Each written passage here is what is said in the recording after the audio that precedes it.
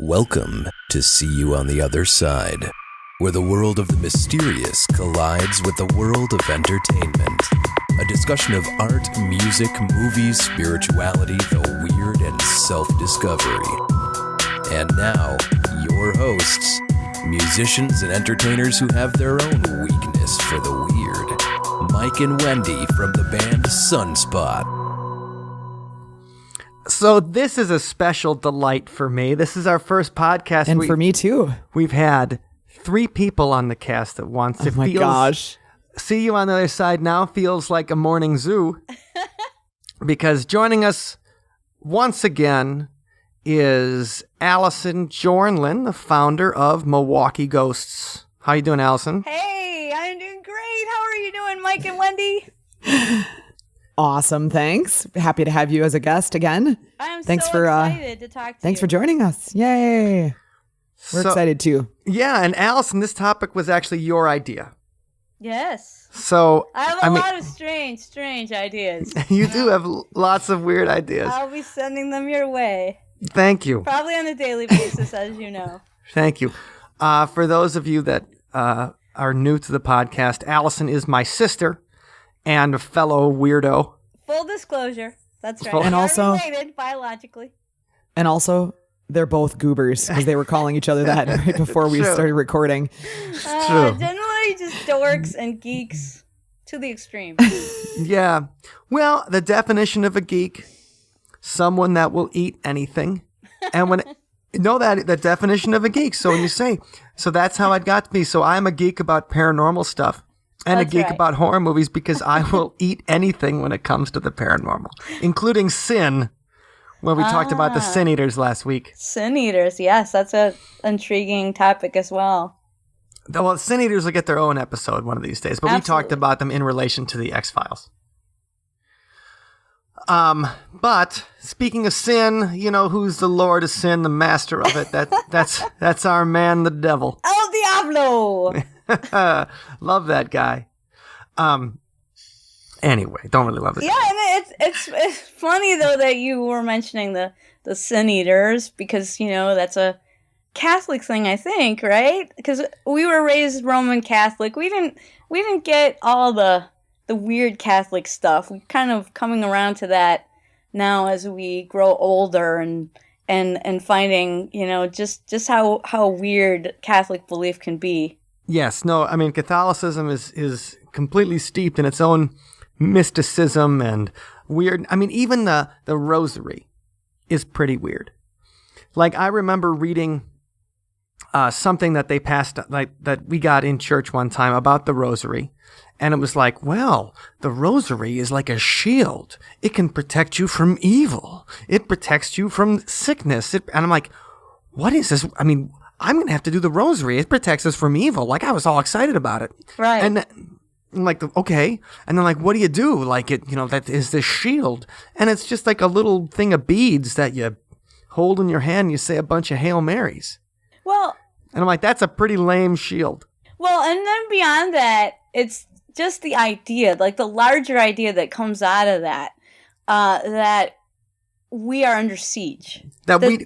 Well, our guest last week, Carol Mills, psychic medium from Florida, she talked about the war of the light and the dark. Right. And she was saying that she was expecting something to happen because she's been getting more dark readings. Oh, it's kind of like in Ghostbusters, right? When all the activity ramps up. That's and, right. And suddenly Zool is Right, on your tail. What did they It's say? the quickening. Yeah, Winston, when he talks about the dead rising from the grave. Oh, that's right. That is a horrible Ernie Hudson imitation. But you know the scene I'm talking about? Yes. When they're in the car, they're driving back, and he's like, well, I believe in Jesus. No, he's like, I believe in God, and I love Jesus' style. The bleakest and the deepest part of that movie. If you can find a depth to that movie, it's in that scene. It is in that scene, because he's like, he asked Dan Aykroyd, he asked Ray, I was like, Ray, do you believe in God? And he goes, never met him. In that Dan Aykroyd style. Anyway. Yeah, so there's this idea that comes from Catholicism that we are at war with the devil. And it's very topical that we're talking about this. No accident, because we've seen in the news that next week the Vatican has organized a week-long course titled Exorcism and Prayer of Liberation. And it's going to take place at the European University of Rome next week, April 13th to 18th. So if you're one of our listeners that's in Rome, you can check that out. But Wait. Right. we got to talk about it. So I wish they had an online course, because I would totally the distance learning, the University of Phoenix exorcism courses. Well, maybe they'll do the thing like South by Southwest where they put all the sessions online after the fact. Right, because know. I need protection from the devil too. Like, Do ya? well, no, I think no, but the exorcism and prayer liberation. So the Vatican's really putting on an exorcist course next week, and Well, actually, they do this every year. okay, so every year they have this a is the course in 10th. exorcism. They make you watch the movie over and over again. So maybe next year, we can go if it is an annual tradition. that would be an awesome field trip. Like, Oh my gosh, that'd be sweet. yeah, like what are you doing in Rome? Well, I'll probably see the Colosseum, and we definitely want to see some ruins, and we also are going to go to an exorcist course. Well, like the whole idea of it is, and it's for pastoral workers, so people in the church, but also for doctors, priests, of course, but also psychologists, teachers. Hey, I'm a teacher, so There you go. I need to take the course. That's my. I'm an foot in the amateur door. psychologist. You've seen the girls I've dated. Yes, absolutely. Hey, thanks. I'll be here. Where's the rim shot button? I know there should be. Bum. all But day. the I'll be here idea all day. of this is that they want to educate people, even lay people, about demonic possession, and they want to give them some tools to distinguish demonic possession from, garden variety psychosis or other forms of mental illness. Sure, because they're acknowledging that there's a difference between somebody being mentally ill and someone being possessed by the devil. Right. So, I mean, this is quite significant that they're doing this. Okay, so let's talk a little bit, because, everybody talks about this Pope, right? Like oh man, this is the hip Pope, man. This Pope from South America. Like, he's the Pope that And I gotta say, I atheists really can like him. like. He's the Pope that people who don't like popes can like. Right, absolutely. I really like this Pope. I mean, he's really into helping people, social justice. I mean, Doesn't he seems- drive a Ford Focus? Does The he? I Pope don't know. mobile is thought I now heard a that. Ford Focus. No, I heard that That's me. I he- drive a Ford Focus. Maybe this is just a rumor, but I heard that he declined, all the Accoutrement. higher end things because he said that money can be used for, to feed so many people, and I thought This that is was really awesome. cool. I'm gonna Yeah, rename exactly. my car the Pope Mobile. Because it is a Ford Focus. I did not know that. But so You he's- just ride in style just like the Pope. Yeah. Just like Allison. the So, Pope. so Pope Francis, he's progressive in so many ways, but he's old school when it comes to the devil. Yeah. And this is like another frightening thing, another thing that makes you think, well, I mean, if this cool guy could believe in the devil, well, maybe I could. So, I mean, here's a direct I don't know quote. about that. When you just think of, we're talking about Satan here. We're talking about an Could be. Satan, a hierarchical organization that has used fear to control populations across millennia. Let's just throw that out there before we start saying, I could believe in the devil too. Because he's a cool guy. Because he's a cool 'cause the guy. Pope is a cool That's like I smoke because Brad Pitt smokes. That's exactly all what right. you're saying. All right, well, I'm just saying, well, maybe people are thinking, maybe it's not so crazy. Because this Pope seems to be very forward-thinking. And relatable, more and- so yeah. than... Yes, no. And he's- yet- the last pope was like a part of the Hitler Youth. Like this guy really is. He really was part of the Hitler Youth. It wasn't his fault. Everybody in Germany in 1930s, you were part of it or you weren't.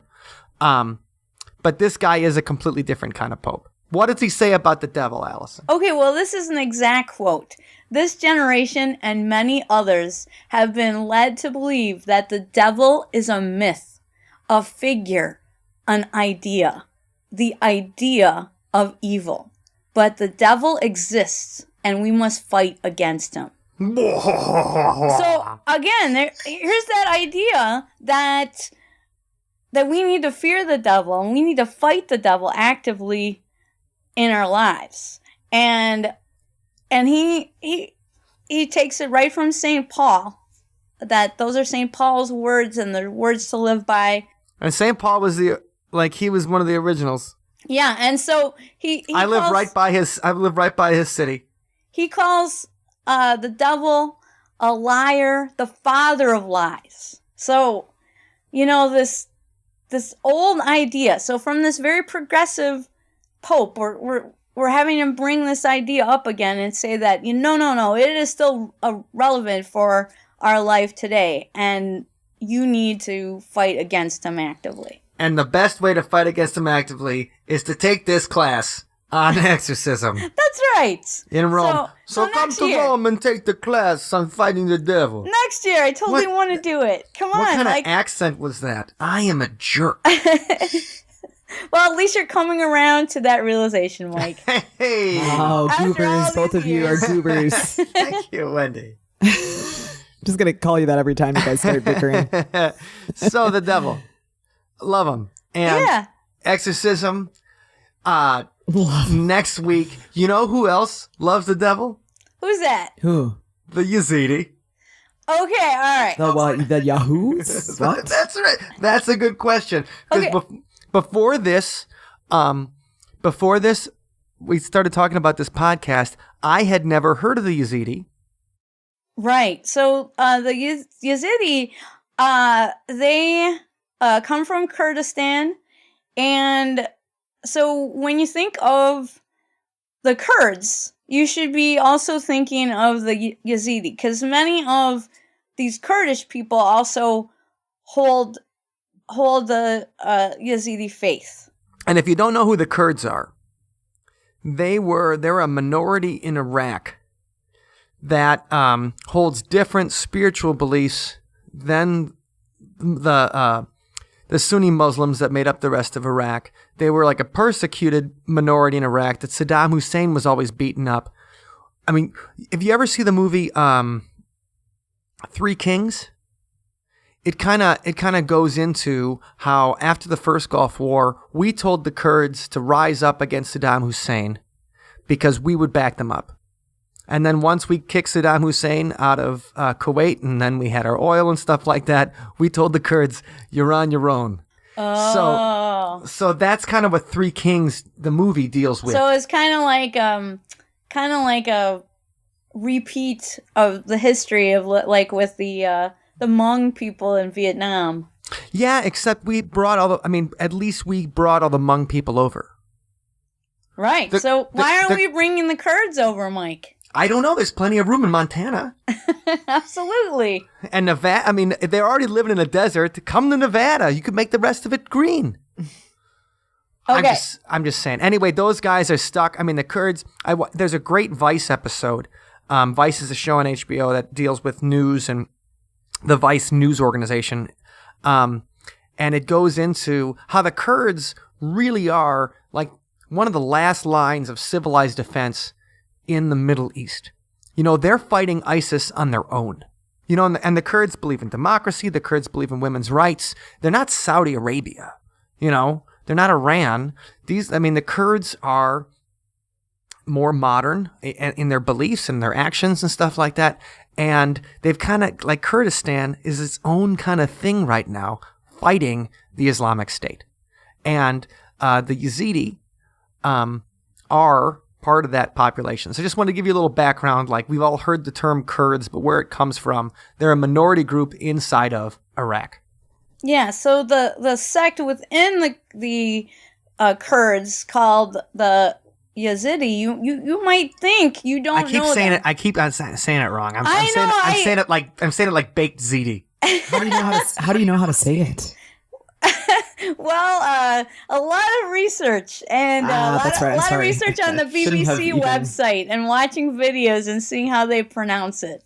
The Yazidi. Gotcha. I'm pretty sure it's the Yazidi, but I could be totally slaughtering their name as well. And hopefully not, because, these are people who, as you said, are very progressive in a lot of ways, but, they've been terribly persecuted and actually, not figuratively, but literally slaughtered by many, many groups throughout the ages. So And they're just in the news yeah. because Wednesday, April 8th, ISIS released over 200 Yazidi prisoners that they had taken. And ISIS has been particularly nasty to the Yazidi because, and we'll get to this, because the Yazidi, to a lot of Muslims, are considered devil worshippers. That's right. And that's kind of why we're talking about them today. And so if you think you don't know the Yazidi, well, you might, because if you read horror author H.P. Lovecraft, or if you've seen the movie The Exorcist, or if you've read Anton LaVey's The Satanic Bible, Which is a funny, you wouldn't go into most situations. You'd be like, have you read the latest Oprah book club? Okay. Have you read the Satanic Bible? Well, I'm just saying, it's out there. It's literature, right? It is. And just to touch on the Lovecraft, I was given the assignment to read, because I don't think I've ever actually read any Lovecraft before. I know that sounds really strange. Maybe I did, I don't know, back.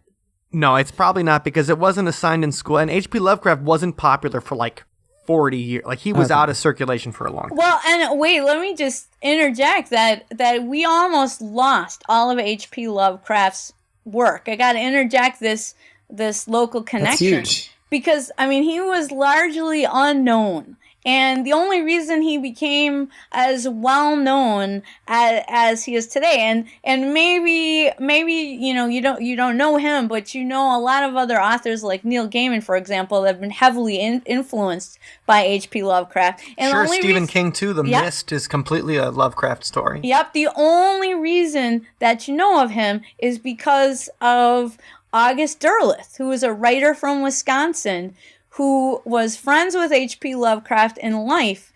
And when H.P. Lovecraft died, he took it upon himself to make sure that H.P. Lovecraft's works of fiction wouldn't die, and opened Arkham Publishing in Wisconsin, and that's why the writings of H.P. Lovecraft, still live on today. But I'm really sorry, Wendy, that you had to read.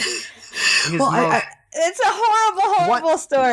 I just want to thank you, Mike, for assigning me this, because You bet. this morning I got up and I went to the coffee shop, and I was like, I had my nice fresh cup of coffee, and I've got my Kindle with the complete works of H.P. Lovecraft, and I dive in to read the Horror at Red Hook, which was the one that you suggested that I read, and wow, that was a horrible way to start the day. Yeah, that's a good one. Dark way to start the day, I should say. I was like, I kind of had to keep rereading some of the paragraphs because I was like, but. No, I know what you mean. It's not exactly a wake up, have some coffee, and get your day going kind of story, I guess is what I'm trying to say. It's not a good feeling story. And I was going to say one more thing. When you drive from Madison to Sauk City, so August Derleth was also editor at the Wisconsin State Journal. But when you drive from Madison to Sauk City, you cross the August Derleth Memorial Bridge. Oh, cool. I'll take notice next time. Yeah, and it's really cool that this author and this journalist kept the Cthulhu mythos alive for all of us to enjoy, 90 years later after he wrote them. But yeah, so this is Wendy's first H.P. Lovecraft story, and it's always nice to sacrifice a virgin on the altar of Lovecraft. Oh goodness. Yeah, but it's a terrible introduction, because I was gonna say, like, is that typical of his writing, or was that one even darker than I don't know? he is really, really dark. So okay. but it's not a very That's well written story, even according to people that are really into H.P. Lovecraft. And H.P. Lovecraft really is about the tininess of humanity in the universe in an uncaring and completely amoral universe, that humans are like bugs in it. Well, I didn't get that impression at all from reading that story. Okay. But with respect to the dark thing, I mean, okay, now I see why all the goths like him. That's why he's at Hot Topic, like, you know, all of his characters and stuff, right? Yeah. I mean, but he was like the father of like cosmic horror. The idea of, a menace from space, or a menace that is older than us, and maybe like something mysterious that even emanates from inside the planet. I mean, those ideas like come from him. I mean, okay, and I definitely picked up on that. And the story was written in 1925, so I went into it knowing that, and kind of trying to think of the mindset of somebody in that era. Yeah. And it just, I mean, man, it was really, okay, just to give the audience a little bit of context, if you haven't read The Horror at Red Hook, it's about this event that occurred in New York, and certain characters who experience this very like evil event, and it's just very macabre. Yeah. And the descriptions of things are, I mean, it just gives you the creeps kind of actually reading it. I mean, what's most sad about it is H.P. Lovecraft, like he didn't get out much. He did live in New York for a short period, but not very cosmopolitan. As you can tell, the city is not his natural environment, and he literally didn't get out much. I mean, he was a recluse, and he was very sickly as a child, and then so he didn't meet people that were different than he was, and except for that very short stint living in New York City, and that was like too much for him, like a baptism of fire, where he wasn't used to people looking different, or having different cultures, and you can tell in that story it's known as his most racist story. Yeah, there's definitely. I mean, there were some things where I was like, did they ask me to read this just like to see what kind of put me on edge or what? But, it's pretty caustic, but. For this discussion, the importance of it is he does talk about the Yazidi, and he calls them this clan of devil worshippers. Well, let me give you the quote. Okay. Oh, here we go. And most of the people, he conjectured, were of Mongoloid stock, originating somewhere in or near Kurdistan, and Malone could not help recalling that Kurdistan is the land of the Yazidis, last survivors of the Persian devil worshippers. And it just, I mean, that quote, Mongoloid stock, last survivors of the Persian devil worshippers. It's the other as evil. And Lovecraft in the story, he really treats the other as terrifyingly evil. Oh, just like disgusting, morbid. I mean, and the story, it's very much like, oh, these immigrants are coming in and they're sneaking in and through this underground passageway into this underground lake, and like they're getting through and everybody needs to find them, and then like you said, the description of the activities therein, right? It just, and I think it's I think makes you feel dirty, doesn't it, Wendy? It does. You gotta take. I was at the coffee shop. I was wondering if the people around me were like. Happened to notice my facial expressions as I was reading my Kindle. Well, what and it is shocking when you read those stories. Yeah. I read the entirety of Lovecraft's output on a trip to Europe like 7 years ago now, and I just read the whole thing, and the whole time you're like, I can't believe you just said that. Did it eat you up? And I read H.P. Lovecraft every day for like 2 weeks. And I'm like, oh, you really do. You're like, okay, he thinks of anyone foreign, and not just foreign, because the thing is, the hero of the Horror at Red Hook is Irish born, and that's something. That's right. That's something that him and also his fellow writer, who created Conan, Robert E. Howard, they had a thing for the Celtic and the English and the Irish. as the quote unquote like the superior race, the master race, and the bad guy in the horror Red Hook is Dutch, and there's nobody the English like to make fun of more than the Dutch. My people. Think about it. Well, think about it. Going Dutch. Going Dutch is like saying You're stingy. Is saying you're cheap. Well, You know, I think you guys. the Dutch oven is a horrible thing to happen come to on. you. Well, I think you guys probably you'll want to do a whole show maybe on H.P. Lovecraft and how he's Yeah, we're on a tangent now. Sorry. Yeah, we totally are. But because he's really influenced a lot of modern writers so much. And there's actually, I'd love to be on for that one too, because there's actually a lot of Lovecraft books for kids now. There's writers, children's writers who are taking a lot of his ideas and It's friendly Cthulhu. Yeah, Your kids too can have nightmares. like in elementary school level books, or even there's a young adult series. So there's several series that are spinning off of his ideas. So we'll have to come back to this at another time because, there is so much to the topic of H.P. Lovecraft. But for this discussion... But I think it goes back into the Yazidi. Yeah. And they are the other. I mean, they're not only the other not only the other as people who come into, like people that come into the United States as immigrants. They're the other in the Middle East. Right, absolutely. And, this idea of not knowing, I think that's what scares people the most. And then you can have these terrible ideas about someone until you really get to know them. So, we mentioned H.P. Lovecraft, but also there's an exorcist connection, right? Yeah, so now we should get into who the Yazidi... So the reason they're called devil worshippers is because...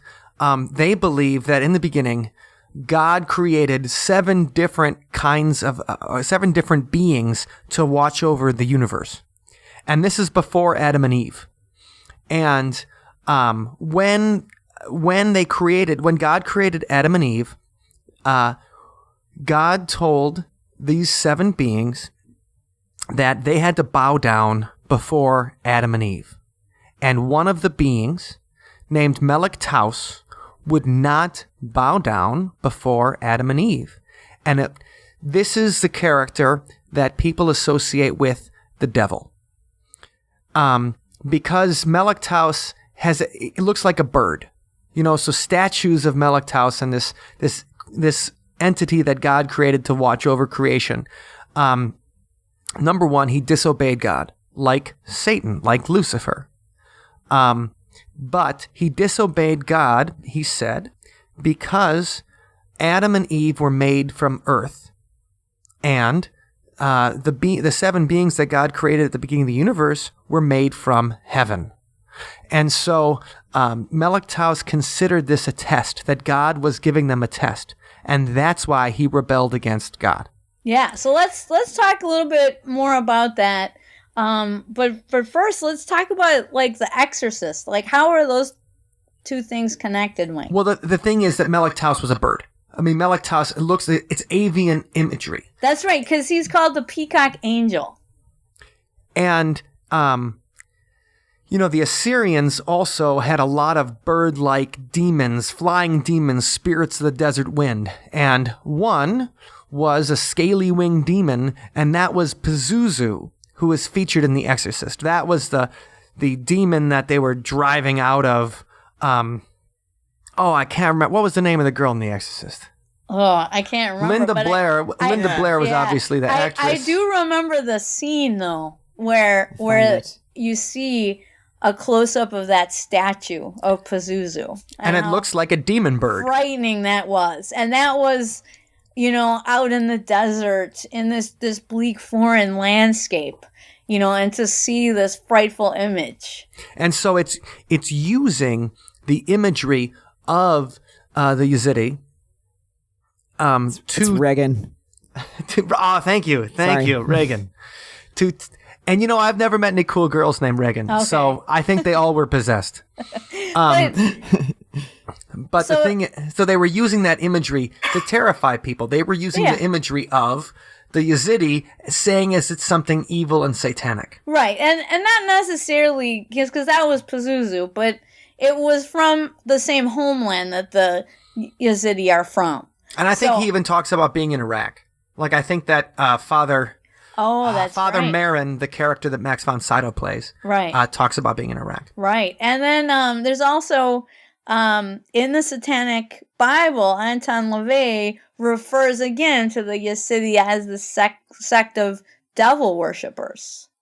And, saying that he wasn't a bird. I mean, he was actually an embodiment of Satan. So this character from their mythology that rebels against God and has this weird bird-like peacock god visage. Then to outsiders, this looks like these guys are worshiping the devil. Holy crap. And so then people that were trying to popularize that idea, like Anton LaVey. Now Anton LaVey, he was a showman.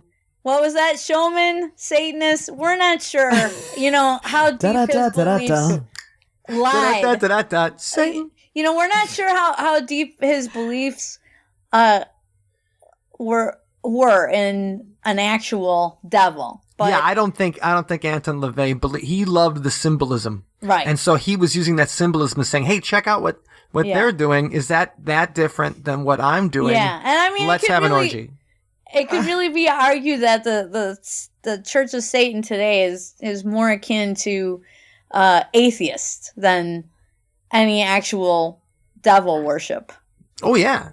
I think people don't get that connection a lot. That they're not actually worshiping the devil. They're not worshiping anyone but maybe themselves. But so for me, when I heard about the Yazidi a few years back, it was in a Fortean Times article, my favorite magazine from England, Fortean Times. Hello, it's the Fortean Times, Governor. ForteanTimes.com. But anyway, they had an article in there about the Yazidi, and that was the first time I had heard of them. And to me, the description of this peacock angel was really quite beautiful, and really. Well, let me talk about Melek Taus for a second. Yeah, let's talk about him. Because we just talked about it. He was the angel who thought he was being tested by God. And so he is an emanation of God and a good, benevolent angel who redeemed himself from his fall. And he repented by weeping for 7,000 years. His tears filled 7 jars, which quenched the fires of hell. He's the leader of the archangels, not still fallen or still disgraced, but forgiven, and now he's an emanation of God himself. Now, to me, that idea, growing up Catholic, and we talked about that in the beginning of the episode, how we're supposed to be still at war with the devil every day. I am. Yeah. But that idea is so much different than the Yazidi idea that this character, be it the devil or not, there are a lot of people who would say it is actually supposed to represent the devil. But the idea that the devil could be reconciled and redeemed, that the devil could apologize and actually be on the same side of God. I mean, to me... Sorry about all those souls. Yeah. But to me... Yikes, I'm so embarrassed. But to me, that is like the ultimate in redemption. I was just so touched by that, for real. And I think everybody should have that, think of that idea at least once. So I'm glad we're doing this podcast. The possibility that maybe evil is just in the hearts of men, or, just a human thing. And it has nothing to do with... It's not a force outside of us that acts upon us. Nobody's making you do it. You made the decision. All you. Take some responsibility. Well, that's another thing of the church, free will, I mean, that's a big thing of the church, free will. So saying that, this evil and good exist within us, and we can decide to do whatever we decide. Because we know, like, there's a little something in your head that says, like, hey, you really shouldn't be doing this. And then there's the other side's like, yeah. Do it. Right. It's like, it's like that scene in Animal House with the angel and the devil on his soul. Right. Classic. Which would not be in a movie today. Oh gosh. No. Like, you would not get that vibe today. They'd be like, she's passed out. Anyway. Oh my gosh. The angel and the devil inside of us, and Melek Taus has redeemed himself. And I think that's cool. That is a cool thing. And that brings me back to, there are always stories from Catholicism about how forgiving God can be. I remember a book where they talk about the forgiveness of vampires. And this is a book from called Those Who Hunt the Night by an author named Barbara Hambley. And in that book, she tells a story from early Catholic mythology, how there was this guy that was so horrible. And he went to the Vatican and the Pope said to him, or some high-level priest said to him, that my staff has much of a chance as blooming flowers overnight as God forgiving you for what you've done. And then the next morning they woke up and his staff had bloomed flowers. Wow. So that idea that, even if you're the devil is the worst. Like, we can say, like, who's the worst guy and it'd be like, oh yeah, that guy Gene, he's horrible. Well, the devil's worse than Gene. Way worse than Gene. And meanwhile, someone named Gene is out there going, "Aww, What? why I gotta be picking on me?" They said I'm the worst. So that God would even forgive Gene, and then he'd forgive the devil. You really got it out for Gene. I didn't even ever meet this person. I do. Anyway, but so that's their, that is the devil that other people say that the Yazidi worship, and that's been an excuse to beat them up for centuries, to persecute them for centuries. Yeah, it kind of comes around to that where, all right, so they believe in redemption and the ultimate redemption, and yet people from the outside are persecuting them mercilessly and in the name of God. Well, Saddam Hussein forcibly relocated them to collective villages and subjected them to quote-unquote Arabization, encouraging them to abandon their language and their culture and everything. And in August 14th, 2007, there was an attack involving 4 truck bombs that claimed the life of at least 500 Yazidis in 2 villages, and it wounded more than 1,500. And it was the second deadliest terrorist attack of all time, 9/11 being the first. Wow. So, right, people treat these guys really bad. Right. They slaughter them mercilessly. And, one kind of aside about them is, I think it's lettuce that they won't eat. Because, and it's funny to think of, somebody that won't eat lettuce, but they won't eat lettuce because of a historic slaughter of Yazidi people that happened in a field of lettuce. And so they still remember that. That's kind of their pledge, to abstain from lettuce, to remember all of those before them that have been slaughtered by their persecutors, because these people were slaughtered in the field of lettuce, and then the blood on the lettuce made the lettuce itself impure to the Yazidi people. Well, I agree with him, because you hate lettuce. Yeah, I think they just put it on our food to try and make us think we're getting more food than we are. It's basically water in a solid form. You're giving us solid water. You might as well put ice. You might as well put ice on my veggie burger. Yeah. Well, there is one other thing about the Yazidi too, which is there are some people that talk about a reference to the Yazidi in a book by Gurdjieff, who was a philosopher, and he wrote about being near Mount Ararat.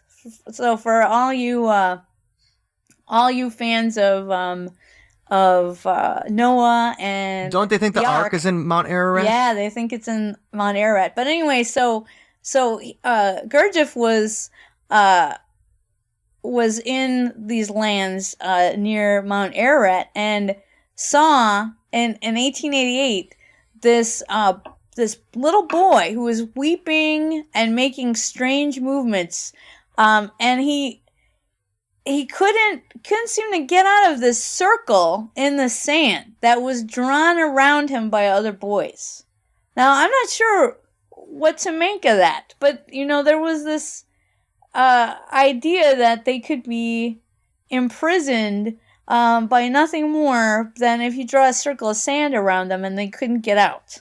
Like a mime that's trapped in one of those boxes. Yeah, I don't get it. Exactly I don't right. get it. I mean, that's something for further exploration, maybe. But then Gurdjieff used that idea as kind of a part of his philosophy, where we should all be thinking about what circles in the sand are we trapped in. I mean, Circle in the sand. yeah, what impediments do we put in front of ourselves that we're not able to free ourselves from? It's kind of like just a mind trap.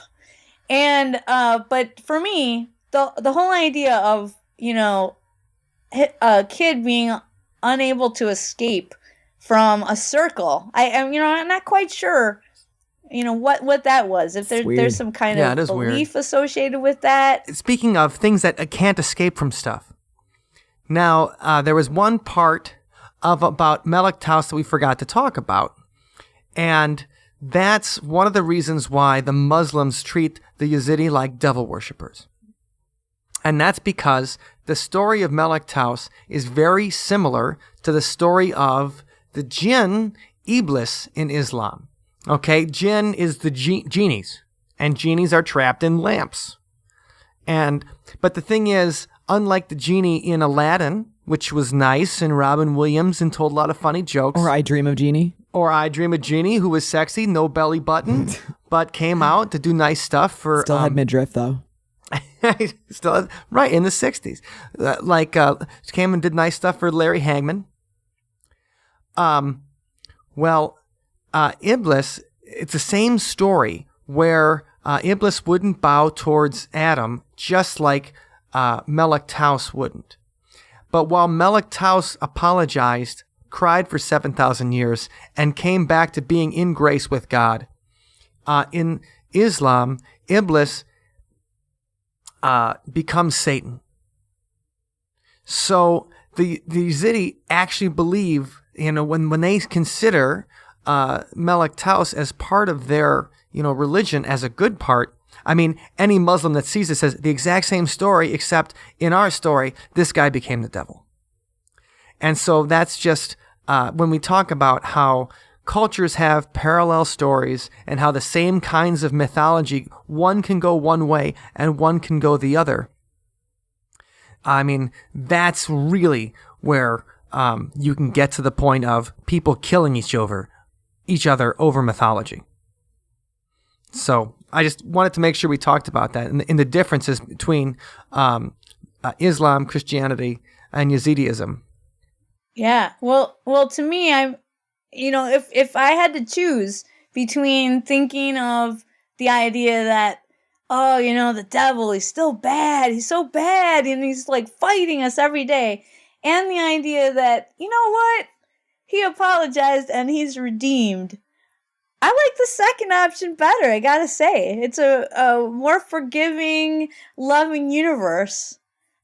I agree, but if I had to choose, I would probably choose the religion that didn't have us be pawns in a game of cosmic powers, just like an H.P. Lovecraft story. Right. Nice tie-in, Mike. Thank you. Thank you.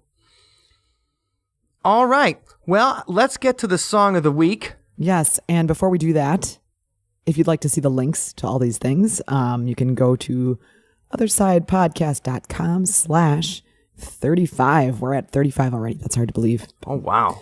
But yeah, that's where the show notes are. And you can always find those for any of the episodes by visiting our website. So, Allison, thank you for joining us this week.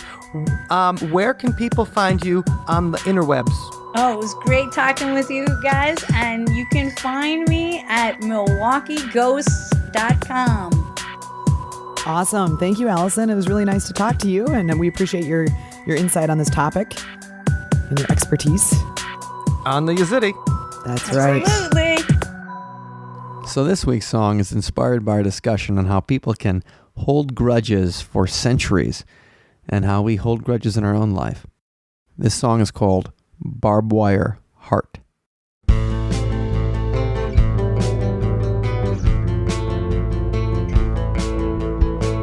hold my outrage tight to me, righteousness just like a shield. My indignation is a wound I'll never heal. Slice and jabs and every single pain. Long memory plays every scar again. In this barbed wire heart beats my rosary. Without its angry rhythm, I don't know who I'd be.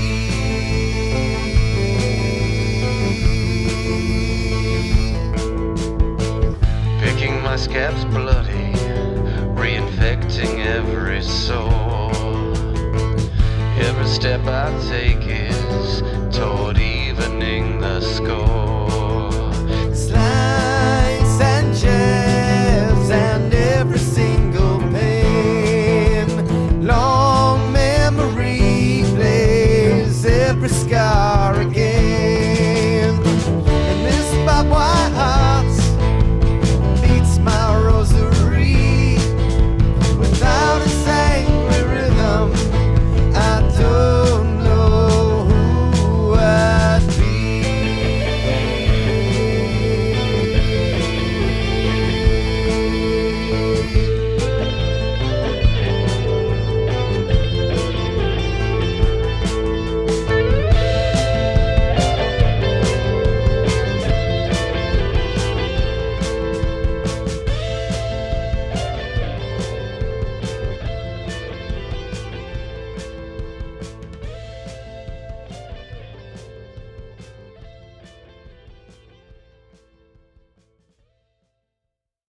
Thank you for listening to today's episode.